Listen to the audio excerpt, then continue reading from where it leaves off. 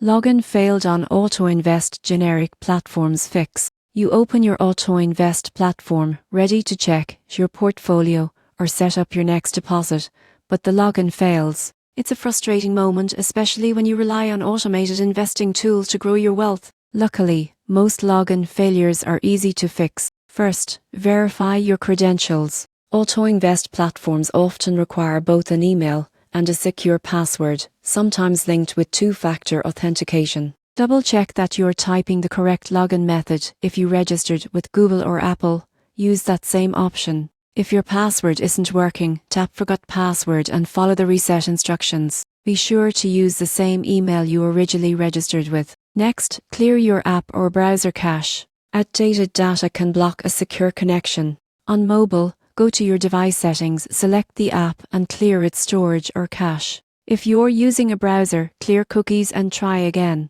Outdated versions can also cause login problems. AutoInvest apps and sites frequently update for better security, and old versions may stop syncing. Head to your app store or refresh your browser to ensure you're using the latest version. Still not working? Disable your VPN or proxy. Many AutoInvest systems block logins from unfamiliar IP addresses as a security precaution. Try signing in on a secure, private Wi-Fi connection. If you had two-factor authentication turned on, make sure you're entering your verification code quickly, as codes expire in under a minute. And finally, remember that login failures sometimes happen during maintenance windows or system updates. Wait 10 to 15 minutes and try again later. So, when your AutoInvest platform says login failed, don't stress. Most issues come down to credentials, cache or connectivity, all easy to fix. With a quick refresh and the right login method, you'll be back automating your investments in no time.